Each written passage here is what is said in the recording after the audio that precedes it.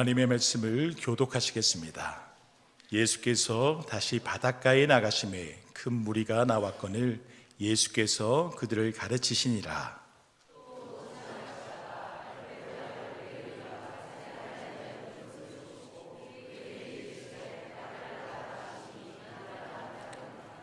그의 집에 앉아 잡수실 때에 많은 세리와 죄인들이 예수와 그의 제자들과 함께 앉았으니 이는 그러한 사람들이 많이 있어서 예수를 따름이러라.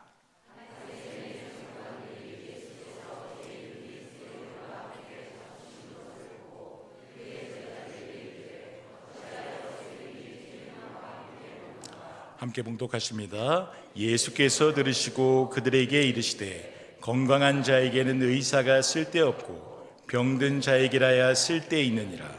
나는 의인을 부르러 온 것이 아니요 죄인을 부르러 왔노라 하시니라. 아멘. 여러분은 사람을 처음 만날 때 그 사람이 어디를 보십니까? 아마 저도 그렇고 여러분도 그렇고 대부분 자연스럽게 상대방의 눈을 보지 않을까 하는 생각이 들어요. 그럼 왜 우리가 상대방을 처음 볼 때 상대방의 눈부터 보는 것일까 하는 겁니다. 흔히 그런 이야기 하죠. 눈은 마음의 창이다. 눈은 마음의 창이다. 그래서 그 사람의 눈을 보면 아마도 그 마음과 인격을 어느 정도 알 수 있기 때문에 그러는 것이 아닐까 하는 생각을 합니다. 사무엘 선지자가 다윗에게 기름을 부을 때 성경은 다윗을 이렇게 묘사하고 있습니다. 얼굴이 붉고 눈이 빼어난 소년이었다. 눈이 빼어났다 그 말은 눈이 아름다운 소년이 다윗이었다는 것입니다. 눈이 여러분 그만큼 중요합니다. 그래서 예수님께서도 이렇게 말씀하셨잖아요. 눈은 몸의 등불이니 그러므로 내 눈이 성하면 온몸이 밝을 것이라 그러셨잖아요. 그래서 우리는 눈으로 세상을 보며 살아갑니다. 그러나 사실 우리가 눈으로 세상의 모든 것을 판단하며 살아가지만 우리가 가진 이 눈은 생각보다 많은 한계를 가지고 있습니다. 너무 작은 것 보지 못하잖아요. 너무 큰 것도 또 보지 못해요. 너무 멀어도 보지 못하고 눈앞에 있어도 가리워지면 종이 한 장이 가리워지면 보지 못합니다. 그러므로 눈에 보이는 것만 붙들고 사는 것은요 매우 위험한 일이 아닐 수가 없습니다. 그런데 어떤 분들은 자기가 눈으로 본 것을 절대 기순처럼 진리처럼 고집을 부리는 사람들이 있어요. 내가 분명히 봤다고 이 눈으로 똑똑히 보았다니까 그렇게 말하는 사람들도 있습니다. 그러나 우리의 이 눈은요 실수할 때가 많습니다. 어떤 집사님이 길을 가시다가 건널목 저쪽편에 같은 교회 다니시는 집사님이 서 계셨는데 손에 담배를 들고 있는 것을 보았대요. 그래서 그냥 그런가 보다 하고 지나가면 되는데 이분이 이야기해요. 그 아무개 집사님 예수 믿은 지 10년도 넘었는데 몇 년? 10년도 넘었는데 아직도 담배를 못 끊었어. 내가 건널목에서 그 집사님 손가락에 담배를 끼고 있는 것을 내가 눈으로 직접 보았다니까 이랬다는 거예요. 그런데 나중에 알고 보니 그 손가락 사이에 끼고 있던 것은 담배가 아니라 한색 볼펜이었답니다. 한색 볼펜. 눈으로 봤다고 확신했지만 사실은 잘못 본 거예요. 이렇게 우리의 눈은요 얼마든지 실수할 수 있다는 거예요. 그럼에도 내 눈으로 보지 않은 것은 믿을 수 없다 또 이렇게 이야기하는 분들 계시잖아요. 실수가 많음에도 불구하고 내 눈으로 보지 않은 것을 믿을 수 없다고 말하는 사람들이 있습니다. 여러분 예수님의 제자 중에 도마라고 하는 사람이 그런 사람이었잖아요. 부활하신 예수님을 내가 직접 눈으로 보기 전에는 믿을 수 없다 그렇게 말하지 않았습니까? 그러나 여러분 세상에는 우리의 눈으로 보지 못하지만 오히려 더 귀하고 더 아름답고 더 분명한 진리들이 너무나도 많습니다. 그러므로 눈으로 보았다고 해서 다 정확한 것도 여러분 아니고요. 눈으로 보지 못했다고 해서 다 부정할 수 있는 것도 아닌 것입니다. 왜? 우리의 눈이 이렇게 불완전하기 때문에. 그래서 여러분 참 은혜로운 사실이 뭐냐면 우리의 눈이 이렇게 불완전하기 때문에 육신의 눈으로 볼 수 없는 것을 보게 하시려고 하나님께서 우리에게 다른 눈을 허락해 주셨다는 것입니다. 그러면 그 다른 눈이 어떤 것이 있을까요? 첫째가 심한 마음의 눈이라고 하는 것입니다. 하나님께서 우리에게 마음의 눈을 주셨습니다. 그래서 이 마음의 눈이 밝아질 때 우리는 육신의 눈으로 볼 수 없는 것들을 보며 살아갈 수 있게 되는 것입니다. 그러면 마음의 눈으로 볼 수 있는 것이 무엇이 있겠습니까? 첫째는 사랑입니다. 뭐라고요? 사랑. 사랑은 육신의 이 두 눈으로 보는 것이 아니라 마음의 눈으로 보는 것이 여러분 사랑입니다. 여러분 이제 명절이 다음 주로 벌써 다가왔어요. 가족들에게 어떤 선물을 여러분 하시려고 생각하고 계십니까? 고향집 찾을 때 어떤 선물 들고 가시려고 생각하십니까? 근데 명절이 다가오면 어떤 아이들은 아빠에게 이렇게 말합니다. 아빠 명절인데 선물 없어요? 야, 이 아이들의 눈에는 보이는 선물이 있어야 아빠의 사랑을 이제 느끼는 것입니다. 물론 형편이 되어 선물을 사줄 수 있으면 얼마나 좋겠습니까? 그렇지 못한 부모들이 그런데 얼마나 많은지 몰라요. 선물을 사주지 못해서 마음이 아픈데 자식이 눈에 보이는 선물을 요구할 때 부모님의 마음이 많이 아픈 것 아니겠습니까? 그 중에 한 녀석, 철이 들은 녀석이 있었던 거, 이렇게 이야기를, 아빠 괜찮아요. 저는 선물 없어도 괜찮아요. 엄마 아빠가 저를 얼마나 사랑하는지 저는 알거든요. 제가 열심히 공부했어요. 나중에 꼭 효도할게요. 아멘 하시면 그런 효도 받는 어른들이 될 줄로 믿습니다. 이렇게 이야기를 해요. 그 말을 듣는 순간에 부모님의 마음이 뭉클해지고 눈시울이 뜨거워지지 않게 했습니까? 이런 자식을 위해서라고 하면 목숨도 아깝지 않겠다, 그런 생각하는 것 아니겠습니까? 이 아이는 눈에 보이는 선물이 아니라 마음의 눈으로 볼 수 있는 부모님의 사랑을 본 것이라는 것입니다. 그런데 이 보이지 않는 이 사랑을 육신의 눈으로 확인하려고 하는 사람들이 많이 있습니다. 그래서 여러분, 결혼을 앞두고 혼숙감 같은 눈에 보이는 조건 때문에 다투고 심지어는 헤어지는 그런 경우도 우리는 종종 볼 수 있지 않습니까? 눈에 보이는 것으로 보이지 않는 사랑을 판단하려고 할 때 그 사랑, 그 관계는 흔들릴 수밖에 없는 것이라는 것입니다.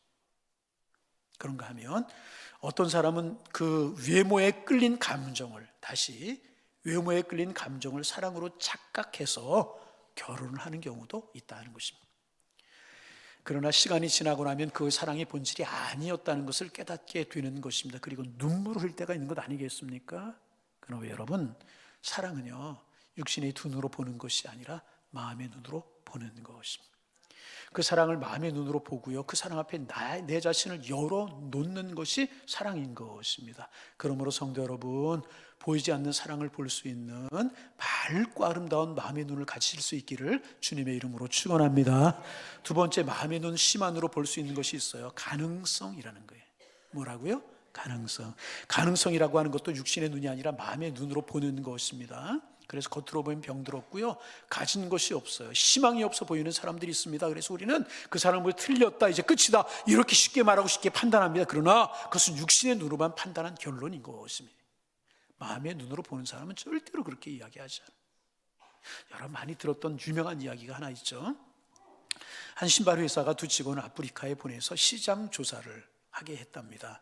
같은 기간 같은 장소에서 조사를 하게 했는데 회사로 올라온 보고서는 정반대의 보고서가 올라왔답니다. 한 사람은 이렇게 보고했대요. 아프리카 사람들은 대부분 신발을 신지 않았습니다. 그러므로 이곳에서는요, 절대로 신발 장사를 할 수 없고 신발을 팔 수 없습니다. 그랬대요. 다른 한 사람은 이렇게 보고를 했답니다. 아프리카는 신발의 황금 시장입니다. 사람들이 신발을 신지 않는다는 것은 그만큼 많은 신발이 필요하다는 뜻입니다. 그러므로 이 아프리카에는 신발의 무한한 가능성을 가지고 있습니다. 이렇게 보고를 했답니다. 같은 현실 보았지만 한 사람은 상황을 보았고요, 다른 한 사람은 가능성을 보는 마음의 눈을 가졌다는 것입니다. 회사가 어떤 사람의 보고를 선택했겠습니까? 당연히 가능성을 본 사람의 보고서를 선택했고요, 그 회사는 큰 성공을 거두게 되었다는 것입니다. 여러분, 우리 모두 마음의 눈으로 가능성을 보는 하나님의 사람들이 되시길 바랍니다. 오늘의 형편이 연약하다고 해서 오늘의 모습만 보고 성급하게 틀렸다, 안 된다고 말하지 마시길 바랍니다.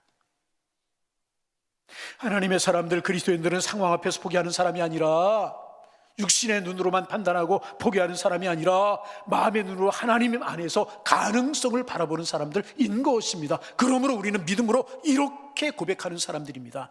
내게 능력 주신 자 안에서 내가 모든 것을 할 수 있느니라. 마음의 눈으로 가능성을 보는 거예요. 세 번째, 마음의 눈으로 볼 수 있는 것이 있어요. 미래라고 하는 것입니다. 오늘이라고 하는 시간은 육신의 눈으로 보는 것이고요, 내일이라고 하는 시간은 마음의 눈으로 보는 것입니다. 그래서 마음의 눈을 가진 사람은 오늘의 모습이 약하고 초라해 보여도요, 쉽게 낙심하거나 절망하지 않아요. 당장 되는 것이 없어 보여도 미래의 성취를 바라보면서 절대로 좌절하지 않습니다. 26살의 한 젊은 여성이 있었습니다. 신문 기자가 되었어요. 바라던 신문 기자의 꿈을 이루었어요. 막 자기의 꿈을 펼치려는 순간에 사고로 다리를 다쳐서 평생 장애를 가지고 살아가야만 했었습니다. 기자의 꿈을 포기해야 될 때 인생이 와르르 무너지는 것 같았습니다. 그러나 그녀는 이렇게 생각했습니다. 다리 때문에 못하는 것이 아니라 아직 내가 할 수 있는 것이 무엇일까? 그리고 이 사람이 소설을 쓰기 시작했습니다. 그리고 첫 소설을 쓰는데 무려 10년이라고 하는 시간이 걸렸다는 것입니다. 그런데 그렇게 완성된 원고를 들고 여러 출판사를 찾아갔지만 번번이 거절을 당하고 말았습니다. 그러나 그녀는 포기하지 않았습니다. 마침내 한 출판사를 통해서 그 소설이 세상에 나오게 되었는데 그 소설, 그 작품이 마가렛 미첼이라고 하는 사람의 바람과 함께 사라지다 라고 하는 소설이었다는 것입니다. 그녀는 오늘 다리에 장애가 된 오늘의 현실을 바라보지 않고 꿈을 꾸면서 미래를 보았다는 것입니다. 육신의 눈으로 보면 끝이었지만 마음의 눈으로 보았기에 절대로 끝이 아니었다는 것입니다. 여러분, 마음의 눈으로 미래를 보시고 그리고 오늘을 이기실 수 있기를 바랍니다. 마음의 눈을 가진 사람, 시만을 가진 사람은요, 어린아이에게서 장군을 보는 것이고요, 마음의 눈, 시만을 가진 사람은 고난 속에서 하나님이 준비하신 내일을 보게 되는 것입니다. 하나님께서 우리에게 이렇게 마음의 눈, 시만을 주셨습니다. 마음의 눈으로 여러분 이렇게 사랑과 가능성과 미래를 보면서 살아가시는 하나님의 사람들 되시기를 바랍니다. 그런데 여러분, 이 마음의 눈이 그렇게 중요한 거지만 마음의 눈으로도 볼 수 없는 것 세상에는 많이 있어요. 그래서 하나님께서 또 우리에게 하나의 눈을 주신 것이 있습니다. 뭔지 아십니까? 바로 영안이라는 거예요. 영의 눈이라는 것입니다. 시만이 보이지 않는 가치를 본다면 영안은 하나님을 보고 하나님의 역사와 하나님의 섭리를 보는 눈인 것입니다. 그렇다면 좀 더 구체적으로 영안으로 우리가 무엇을 볼 수 있는 것일까? 무엇보다 우리는 영안으로요, 하나님을 보게 되는 것입니다. 성경은 분명히 말합니다. 하나님은 영이시니 예배하는 자가 영과 진리로 예배할지니라. 하나님은 영이셔요. 그렇기 때문에 여러분, 육안으로 절대로 볼 수 있는 분이 아니십니다. 하나님은 영안으로 볼 수 있는 분이죠. 그래서 십계명 그 어떤 형상도 만들지 말라고 말씀하셨잖아요. 땅 아래에 있는 것이나 땅에 있는 것이나 하늘에 있는 것도 어떤 형상을 만들지 말라고, 나를 왜 어떤 형상을 만들지 말라고 말씀하셨어요? 왜? 하나님이 영이시기 때문에. 여러분, 만약에 이제 하나님이 우리의 육안으로 볼 수 있는 분이었다면 어떤 일이 생겼겠습니까? 아마 제가 생각하기엔 심각한 일이 생겼을 것 같아요. 왜냐하면 시대마다 미의 기준도, 못의 기준도 달라지지 않습니까? 달라져요. 예를 들면 조선시대의 미인은요, 키가 작아야만 했대요. 여자가 키가 크면 맵시가 없고 싱겁다고 생각을 했고요, 죄송합니다, 약간 옆으로 퍼져야 안정감이 있다고 그랬다고 그래요. 아이, 나 그때 태어날 걸. 그러지 마세요. 그 얼굴은 보름땀처럼 둥글고 콘 위에 살짝 눌러준 것처럼 약간 납작해 했답니다. 콧날이 오똑하고 높으면요, 팔자가 사납다고. 이거 제 이야기 아니고 조선시대에 그랬다는 이야기. 그런데 지금 여러분 어떻습니까? 조선시대 정반대잖아요. 날씬하고 하늘하늘해야 해. 얼굴이 작고 코가 오똑해야 미인이라고 말하는. 그래서 돈 들이는 사람들 많잖아요. 가만히 계시네요. 예. 이렇게 사람의 기준은 시대에 따라 계속 달라지지 않습니까? 그래서 여러분, 만약 하나님을 우리의 이 육안으로 볼 수 있다면 한때는 하나님이 멋있다고 생각했던 사람들이 나중에는 하나님의 외모를 보면서 불평할지도 모르는 일이 생기지 않겠습니까? 그래서 어떤 분들은 하나님을 우리의 눈으로 보면 더 잘 믿을 텐데, 하나님 볼 수 있으면 더 잘 믿을 텐데, 이렇게 말하는 분들이 계십니다. 그러나 여러분, 사실 여러분, 우리가 하나님을 우리의 육안으로 볼 수 없다는 것이 얼마나 큰 은혜인지 모릅니다. 만약에 하나님을 눈으로 볼 수 있었다면 시대의 흐름에 따라서 사람들의 미적 감각, 미적 기준, 못의 기준이 달라질 때마다, 그리고 바뀔 때마다 하나님에 대한 평가도 달라질 것 아니겠습니까? 그래서 여러분, 우리가 하나님을 우리의 육의 눈으로 볼 수 없다는 사실이요, 우리에게 얼마나 큰 은혜와 축복인지 모른다는 거예요. 우리는 언제나 영안으로 하나님을 보는 거예요. 그렇기 때문에 하나님은 늘 신비롭고 날마다 새롭게 우리 영혼에 다가오시는 분이신 줄로 믿습니다. 자, 이제 오늘 본문 보세요. 13절 말씀, 예수께서 바닷가에 나가심에 무리가 다 나왔거늘 예수께서 그들을 가르치시니라 그랬어요. 여러분, 이 장면을 예수님께서 바닷가에 나가신 무리들에게 가르치시는 이 장면을 눈이라고 하는 관점에서 여러분 한번 생각해 보시길 바랍니다. 지금 예수님과 무리들이 서로 마주보고 있잖아요. 예수님은 무리들을 바라보시고 무리들은 예수님을 바라보고 있어요. 시선과 시선이 부딪히고 눈과 눈이 마주치는 그런 장면입니다. 그런데 여기에서요, 중요한 문제가 하나가 있어요. 무엇인가? 사람들이 예수님을 무슨 눈으로 보는가 하는 것입니다. 같은 자리에서 같은 예수님을 보고 같은 말씀을 들었지만 보는 눈에 따라서 반응이 전혀 달라지기 때문에 무슨 눈으로 무리들이 사람들이 예수님을 보았는가 하는 것입니다. 육안의 눈으로만 예수님을 본 사람들은 이렇게 말했을 것입니다. 그 예수님은 30살쯤 되어 보이는데 바싹 말랐더라. 수염이 더부룩하게 많고 말하는 게 내가 알아듣기에는 좀 어려웠어. 이렇게 말하는 사람도 있을 것입니다. 이렇게 말하는 사람은요, 예수님을 분명히 보기는 봤어요. 그러나 육안으로만 본 것입니다. 겉모습은 보았지만 그분이 누구신지는 보지 못한 것이라는, 육안의 눈으로 보았기. 그러나 영안으로 우리 예수님을 본 사람은 하는 말이 전혀 달라요. 오늘 나는 하나님의 아들을 보았어. 나는 메시아를 보았어. 살아계신 하나님의 아들 예수 그리스도, 그 메시아를 나는 보았어. 이렇게 말할 것이죠. 무슨 눈으로 보느냐 하는 것에 따라서 같은 예수님을 보고도 전혀 다른 고백이 나오게 되는 것이라. 결국 육안으로 예수님을 본 사람들은 어떻게 했습니까? 그 예수를 십자가에 못 박으로 소리 질렀잖아요. 그러나 영안으로 예수님을 본 사람들은 이렇게 고백했습니다. 주는 그리스도시요 살아계신 하나님의 아들이십니다. 같은 예수님을 보았지만 육안의 눈으로 보느냐 영의 눈으로 보느냐 이렇게 다르다. 여러분은 어떤 눈으로 예수님을 보십니까? 요한복음 6장에 보면 많은 사람들이 예수님을 따랐어요. 그들이 기대한 것은요, 떡과 고기였었습니다. 예수님을 육안으로 보고 육적인 기대를 가졌던 것입니다. 그때 예수님께서 이렇게 말씀하셨어요. 나는 생명의 떡이다. 생명의 떡이다. 그때 사람들은 실망하고 하나둘씩 떠나가지 않았습니까? 육안으로 예수님을 보면 결국 실망할 수밖에 없는 것이라. 그때 베드로가 고백합니다. 주님, 영생의 말씀이 주께 있사오니 우리가 누구에게로 가오리까? 영생의 말씀이 주께 있사오니 우리가 누구에게로 가오리까? 베드로는 예수님을 영적인 눈으로, 영안으로 본 사람이었다는 것입니다. 그래서 여러분, 이렇게 우리의 영안의 눈이 밝아질 때 우리는 낙심하지 않습니다. 왠 줄 아십니까?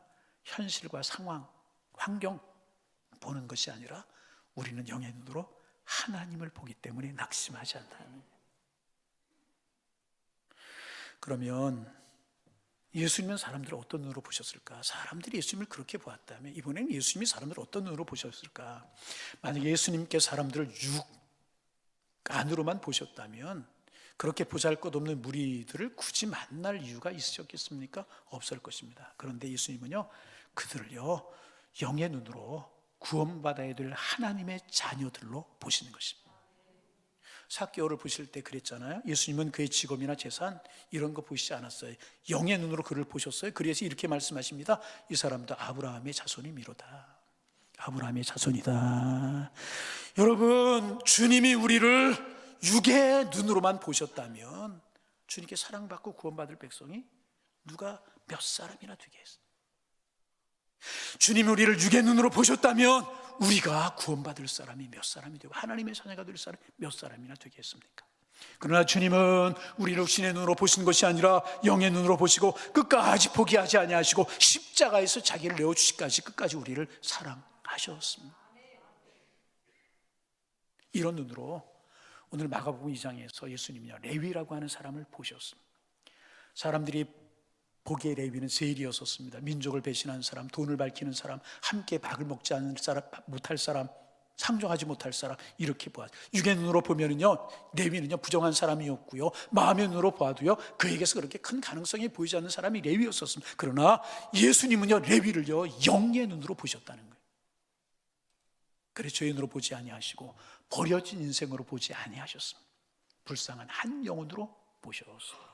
하나님의 부르심을 받고 하나님의 자녀가 되고 제자가 되어야 될 한 영혼으로 보셨다는 것입니다. 지금의 모습이 아니라 하나님 앞에서 어떤 존재인가를 하나님의 뇌를 보시면서 보셨다는 것입니다. 이것이 바로 영의 눈이라는 것입니다.